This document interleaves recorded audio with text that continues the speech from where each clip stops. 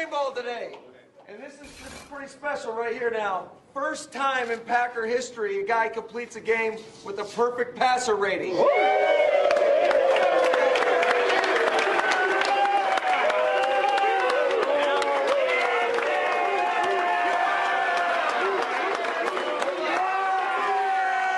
on, 25 of 31, 429 yards, five touchdowns, and the old man ran for one.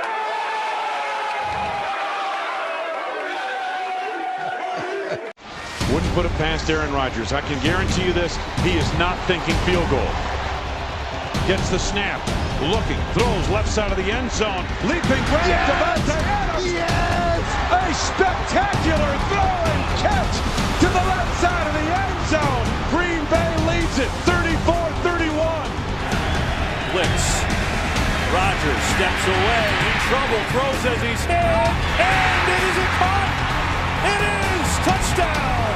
Magic from Rodgers. You're saying how did he catch it? I'm saying how did he throw it? He had Jalen Ramsey wrapped all over him, and Aaron Rodgers somehow, with Jalen Ramsey pulled him back, musters the arm strength to get that ball to the end zone. Simply remarkable, and that is what Aaron Rodgers is as a passer of the football.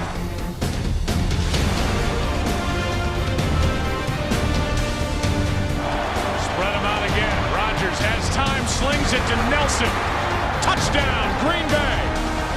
Now a four-man rush. Rodgers for James Jones. Jones fought for it. Touchdown. What a catch. Well, right now, Aaron Rodgers, only 2 incompletions on the day. That boy A-Rod's a monster, man. He's a beast, bro. Rodgers has time to survey the whole field, and now he'll run into the end zone. Second down and 6. Starks, it's faked to him. Rodgers keeps it. Kuhn fights toward the end zone for the touchdown. You lead us, baby. We're going all the way. Yes, sir. Hey, we understand what's at stake. We know what it is. United. Rodgers has to step up, and he is injured. Touchdown, but more importantly, Rodgers is down. Oh, he hurt his calf on the run. This does not look good. Aaron Rodgers will get the biggest applause of the day coming back onto the field. See what Aaron Rodgers can get going here for the Packers. Plenty of time. Throws the middle. Goes man, the fire, reaching end zone for the lead. Touchdown! Green Bay 21, Detroit 14. Now Rodgers quickly to the line of scrimmage under center, takes it on a quarterback sneak. He's to the end zone. Aaron Rodgers doing it all. Off the play fake, passes hard for a touchdown. Bootlegs right, under pressure from Young. Rolls the right side, goes the end zone. Touchdown! Four-man rush, good protection, lots of time, wide open, Jordy Nelson. Scrambles to his right, fine time. Rainbow's right side of the end zone. Jordy wide open, touchdown! Dumps it over the right side of the screen. He's got Lacy at the 50, 45, down the left sidelines with a combo blocking. Eddie Lacy to the end zone, touchdown!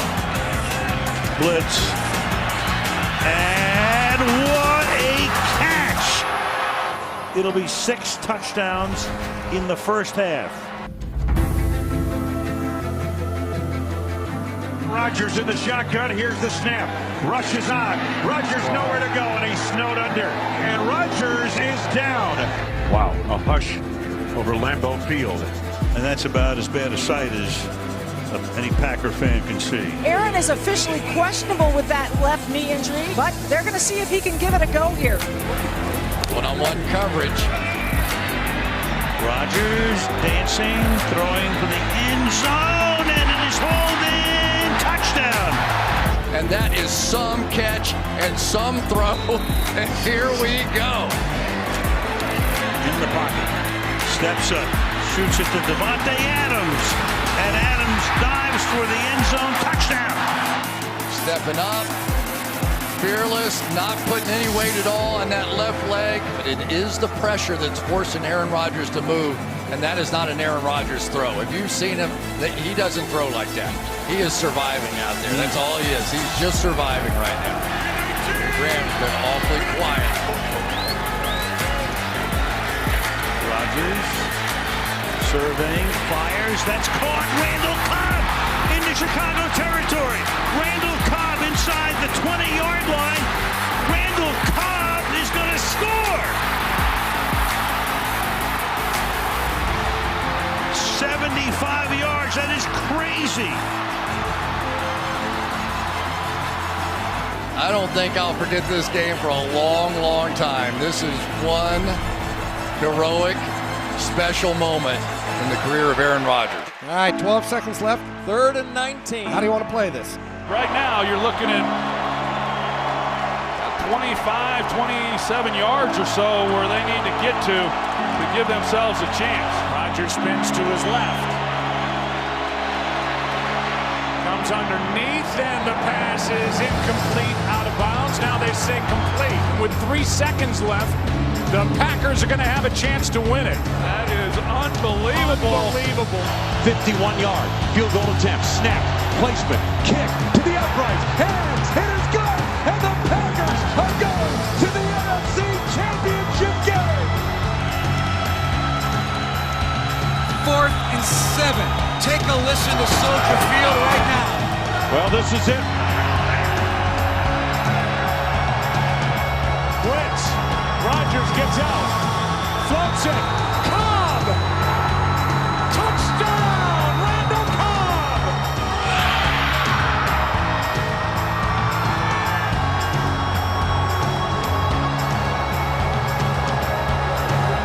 And with Peppers nearly sacking Rodgers, he lets loose, and Cobb was wide open. Super Bowl 45. The Pittsburgh Steelers. The Green Bay Packers. Hey, follow my lead today. Who's going to be the big dog with me? Let's go. Hey, ain't no way they can stop us. Rodgers. Jordy Nelson. Touchdown. Green Bay. Here's the snap. Scans the secondary. Throws it over the middle. Leaping grab is made at the goal line. Is he in? Yes! It's a touchdown for Greg Jennings. Rodgers looking left. Comes to his right. Jennings. Touchdown. There is your Super Bowl dagger. The title is back in town. So now, one last play. Rodgers in trouble. It's going to get there. He turned 32 yesterday. Does he have a vintage moment in it? In the end zone. It is caught for the win. Richard Rodgers with a walk-off touchdown. A game ender for the Packers. 5 seconds remaining. This is going to be similar to the Detroit situation. He resets Starks. They are going to bring pressure again. Rodgers is going to roll away. Throws it up in the air. Says a prayer. And Jennings does he make Stop it! Oh, please! What a catch! That's insane! Oh my, that may be one of the great throws ever made. Moving to his left, falling away, and launching a perfect throw. 6 seconds to go in the half. This is where Rodgers will move around here and try to throw one up for grabs. Looking downfield, scrambles right. Now, winds up, rainbows into the end zone, and it is caught. Left side of the end zone. Randall Cobb. Touchdown, Green Bay. Hail Mary answered again.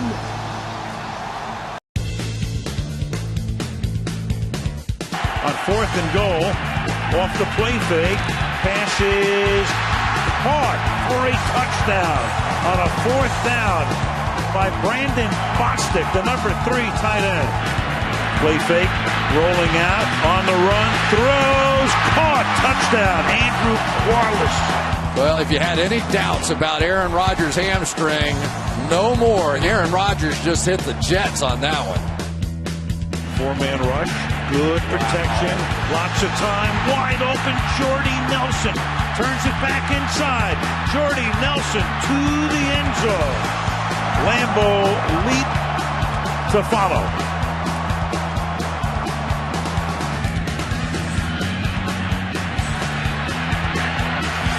Deep, open, caught, touchdown. touchdown. Jordy Nelson.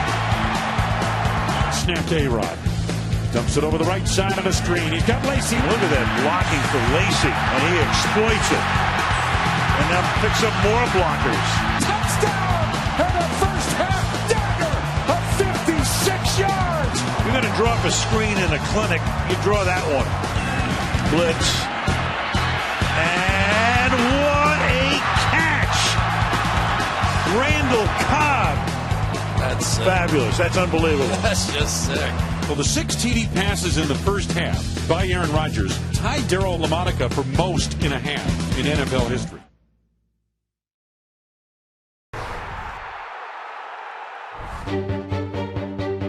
We the Packers, we set the standard. All day I want to feel that energy. All day. Aaron Rodgers hadn't thrown the ball to an opponent in 11 straight home games, and his perfection continued.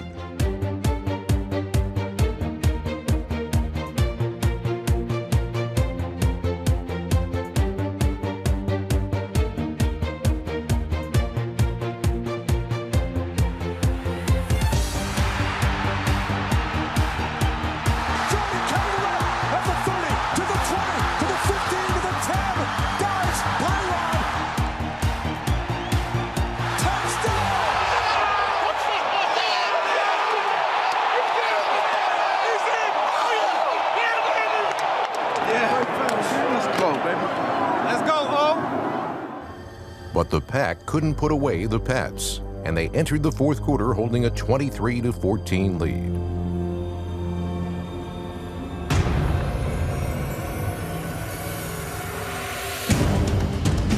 New England made it a one-score game. Touchdown, Patriots! We got a ball game, folks.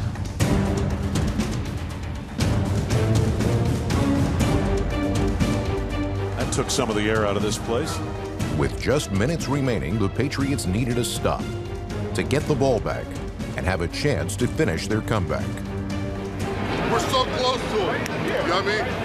So close. Third down here, 2:28 to go in the game. Randall Cobb. Snapped Aaron Rodgers, looking and waiting, buying time, still looking in the pocket, throws the middle. Randall Cobb, first down. And there is your dagger. We don't lose in Lambeau. We don't lose in Lambeau. We don't lose in Lambeau. We're coming out here to get it, baby. That's all we know. You know what I mean? We get it how we know how. All right, so my favorite Aaron Rodgers throw of the year was the Detroit game, Lazard and the touchdown that you dropped over the shoulder, right down here? Yeah. All right, what is the Aaron Rodgers favorite throw of the first 7 games this year? That one? Pick mine. No, I do like that one, especially because he kind of bobbled it, which allowed him to get a touchdown, his first touchdown. But I threw a little left-handed one to Trey in the Dallas game. I was kind of getting grabbed and just kind of was able to get one out and keep a positive play. Not too many left-handed completions over the years.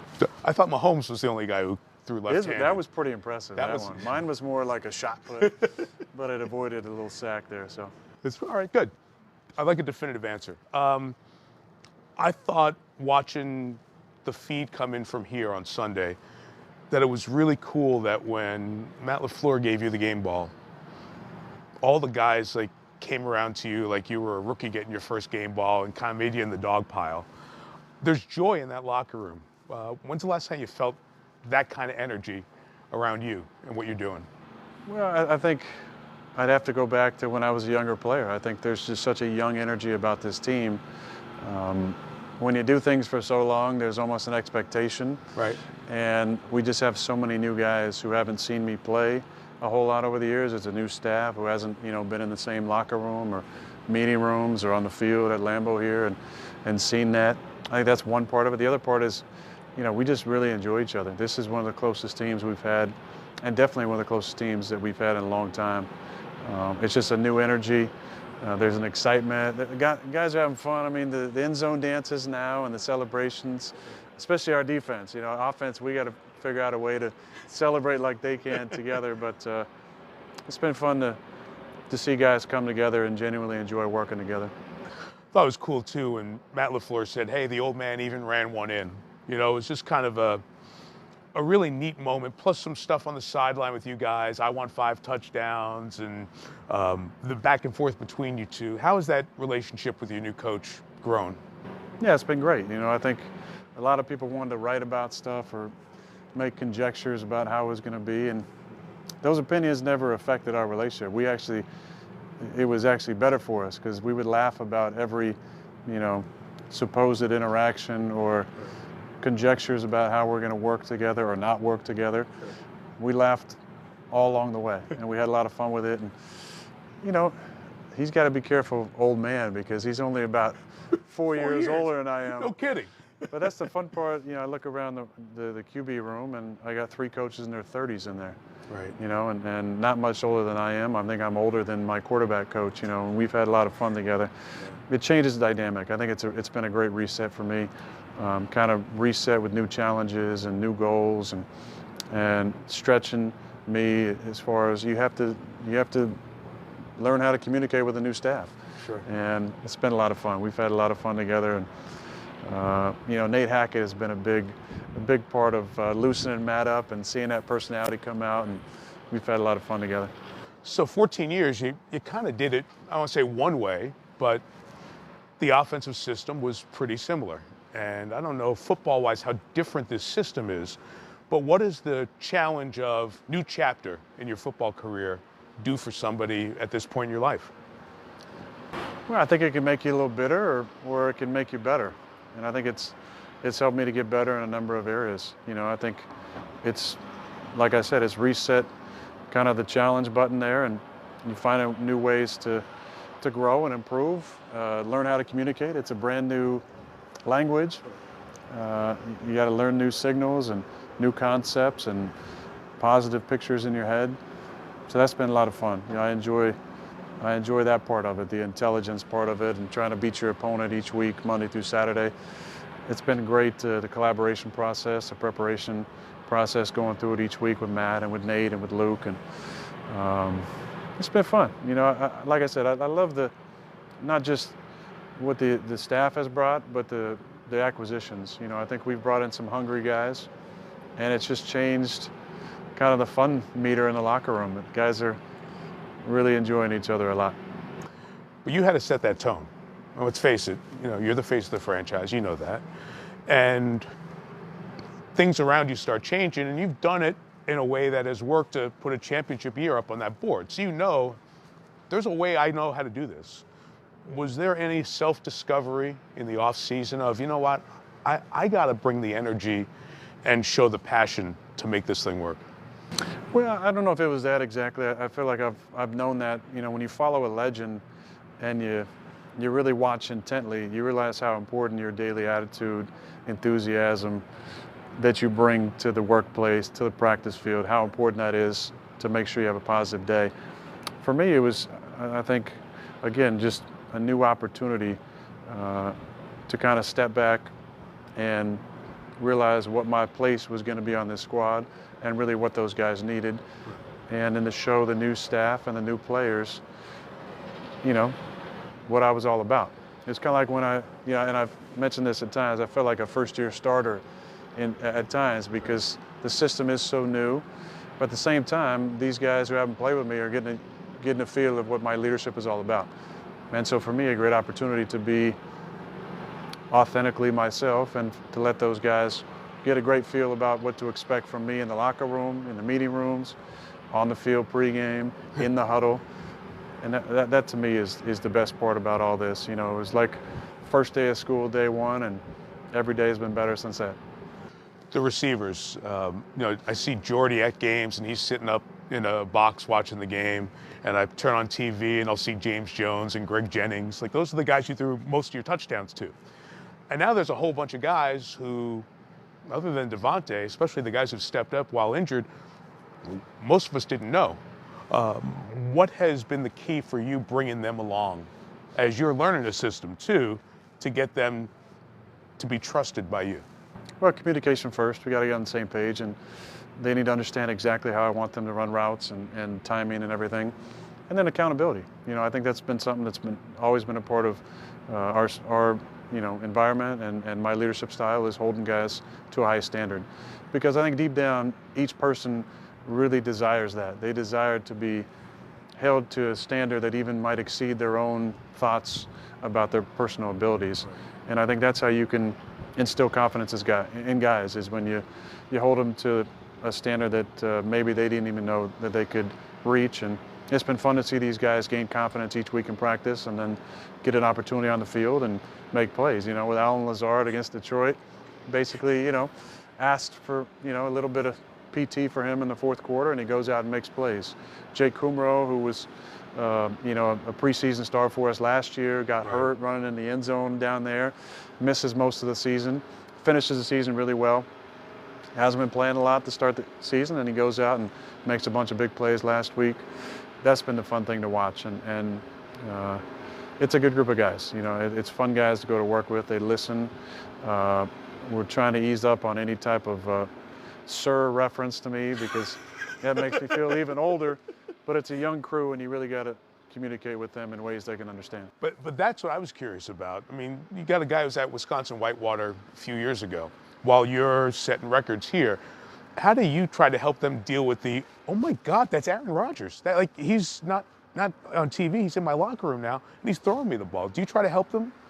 Well, I think that goes away pretty quickly when they get to know my personality. I like to cut up and joke around, but a lot of these guys watched me win a Super Bowl when they were in junior high or maybe just starting high school. They ever tell you about that? Yeah. That's when I feel really old. I remember watching you on the draft. I was 8 years old. I'm like, Jesus. If I'm fortunate enough, I'm guessing I played with and threw a touchdown, many touchdowns. But I watched the first guy born in the 90s score a touchdown on this field, Randall Cobb, and I'm sure I'll play with some kids born in the 2000s, which will be really interesting, and if I can play that long. But it's just about leadership and relating to people is all about finding out what's important to them. Right. And that's the fun part of the off season, is getting to know guys and seeing what their interests are. And hopefully it's more than just playing Fortnite every night when they go home. How do you interact with them? How do you try to be conversational in the language that they all use, which is a little different?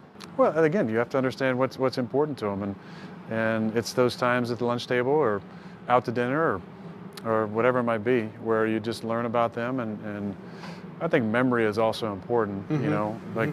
If you can remember certain things about people, it empowers them that you're important and that you are important to them.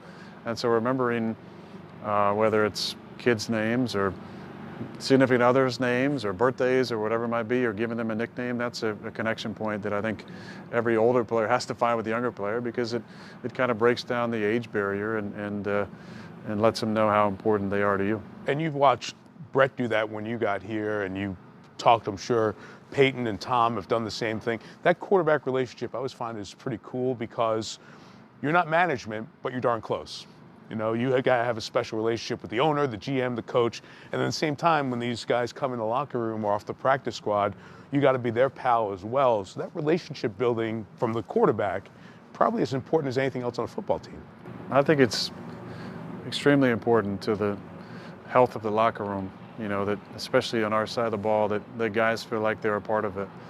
And I will say one of the things that's been really important that this staff has done, I think, is really establish roles. Mm-hmm. Because I feel like when a person feels like they have a role on the offense, it empowers them to buy in even more to the scheme, to that specific play, and to the responsibility on the field. And I think we've done a really good job at that. And I really think that's what leadership is all about. It's about inspiring people to give more of themselves, to buy in, to shed their ego and set it aside in the interests of everybody winning. Right. And I think we've all had to do that this year, and because we've done that, I think it's brought us a lot closer than maybe we expected. You've been really consistent at your press conferences, calling out the offensive line, 6 sacks in 7 games, the defense and the playmaking that they've achieved, and the running game that's established. How much of a burden do you feel is off of you now, that you don't have to be Houdini every snap and make up plays and keep this offense alive somehow? Well, I want to be Houdini. I want to be do? Houdini as long as I can. I want to keep playing the way I play, but I think it's important that those guys see it or hear it, how much it means to me, the contributions. The offensive line doesn't get a lot of credit. They need to hear it from me. And those press conferences go a long way. And I know what I'm doing. And I know it's important that they hear it consistently, and the message is consistent with who I think is really helping us win games. I know my responsibility and my role and the expectations that guys have on me to play well each week. I have the same for myself. But I think over the years, there's been too much focus on what we're doing on offense and what I'm doing, and I wanted to highlight how important those other areas have been to us winning, especially defense. And I think for years, the defense may have had a chip on their shoulder that we were referred to as an offensive team. Right. I hope they know that that's not how any of us looks at it, and little reminders like that in a press conference, I think, can go a long way. You even said earlier in the year the defense is playing at this high level. They're helping. They're winning games for us. We've got to bring our level as an offense up to get to a greatness as a team. What does that look like in the second half of the year? Well, it's not just the defense. I think we've had some game-winning punts as well. I mean, J.K. has been great, and obviously I love our kicker Mason. He's been very solid for us. But it's about growth. You know, I think we've grown a lot on offense since the first couple of weeks where we didn't really move the ball that well. Now, we played a couple of really good defenses who, you know, Chicago and Minnesota, who are shutting people down pretty consistently. But we do expect more from ourselves, and I think you've seen the growth of the offense schematically has really synced up with the growth of our production. And that's been fun to see, but it's about consistency in this league. And I think the good thing that Matt's been really keeping us focused on not being complacent and how fleeting these feelings can be, and how the season is really all about momentum. And we have a lot right now, but don't buy into the hype, and I think we've done a good job at that. When you saw that Mahomes got hurt, any part of you disappointed, not just as another quarterback, but the chance to go head-to-head against each other? Yeah, for sure. I mean, you play these teams in the AFC once every 4 years. I'm hoping I'll still be around in 4 years. I'm not worried about him being around in 4 years. I mean, he's going to be around for a long time. But I have a ton of respect for his game. I think he's a fantastic player. I enjoy the way he carries himself. I think he speaks really well. And there's a reason they might be trying to phase me out and move him as the new State Farm guy because because he is that guy. And I have a lot of respect and appreciation for his game and the way that he plays. He's a supreme talent. What part of his game do you like the most? I mean, I appreciate guys that can extend plays and throw from every platform. You know, I mean, I don't think there's any throw that's too difficult for him, right or left-handed. You know, he's obviously done it all. You know, he's shown his incredible talent, and you know, I think he's got it all. You know, it's just a matter of you know, putting that ring on that finger and cementing himself. You've played hurt. He's going to come back at some point and play not at 100%. Tell those of us who've never been there what that is like when you know you're not right, yet you're still trying to be the guy who's held to that standard with the name on your back. Well, I think you want to be held to that standard. You don't go on the field hoping people maybe don't judge you in the same way because you're not 100%. He's banged up, right? No, I mean, any great competitor doesn't deal in you know, built-in excuses. I don't think you revel in those things. It's like, oh, I got something to fall back on. Right. You know, if it doesn't go well. I mean, I never thought that last year with my knee or any injury I've experienced and played with over the years. To play on the field is about pride and about being out there with your guys and laying it on the line, knowing you might not be right, but knowing there's other guys in the same huddle with you that are going through stuff as well that they aren't talking about. And I think when the adrenaline kicks in, the pain definitely goes away. Playing at Arrowhead, you don't get a chance to play at those places but once every 8 years, so it's very rare. What are you looking forward to about that challenge? Well, 8 years ago we were 13-0, and we went there and got beat. Right. I remember how loud it was that day, and obviously how disappointed it was. We'd won 19 in a row at that point, and it was a fun run that we were on and a great season for us. So hopefully leaving that stadium with a little better feeling than last time. But I have a ton of respect for those fans. They're, you know, as loud as you see in the NFL. I think, you know, as far as open air stadiums go, you know, there in Seattle are about two of the toughest places to play. So it's going to be a tough test for us. regardless who's playing quarterback. So I'm going to stick up for a friend for a second. After a game, when you win, we always like to hear what you have to say at the podium, and you always talk about if it's a good win, maybe you have a bye week, you've earned a good scotch and relax and go enjoy and take the rest of the night off. I got a friend who I worked with at the Indy 500 who, she makes wine, and I think you know her a little bit. Can you give Danica's wine a little bit of, like, love at a press conference here or something? You sound like Danica now, yeah. No, I mean, first of all, I have a scotch after a win or a loss. Okay, either way. Either way. Okay. Either way. It's a good way and to she roll. does make great wine. She does. But yeah, nothing better than a good scotch after a win. She's been in your life, and having a friend who has competed in sports at the highest level and lived in the spotlight gives you somebody unique in your life who can relate to some of the things you go through. What kind of value has that been for you? Yeah, it's been great. I mean, obviously she competed on a professional level at a sport that's extremely demanding, especially from a grind standpoint. She understands what it's like to kind of rinse and repeat and go back to it the next week. They were out like 38 out of 40 weeks, something crazy like that. So just understanding what the week of preparation looks like and what it takes to get yourself mentally ready every single week. And obviously she's a lot of fun to have around and have out here, and she's a great supporter for me. Lastly, state of the state. We're about halfway. This is almost as good as you could imagine. First half of the season. What are the most important things to get you to meaningful football in December? Well, first we're in the mix. That's exciting. And it's a good mix, and there are a bunch of really good teams in this NFC. Yeah, the NFC's tough. I mean, I feel like it's been tough for the last, 6 or 7 years. We've had some dynamic teams and teams building, and you've seen that. I think the theme is really defense. If you look across the league in the NFC, obviously, the top teams are all playing really, really good defense. But I think it's different over the years. You've had some incredible offensive teams that might not complement each other, or vice versa, some great defenses that don't have the complementary offense. And I think you're seeing some balanced teams who are also pretty nasty on defense with what the Niners have been doing, and the Saints, how they've been winning, and Teddy playing really well. It's fun to see for him because he's a great guy. And obviously Minnesota's playing really good on both sides of the ball, but has a great defense, and would expect Chicago to get back in the mix too.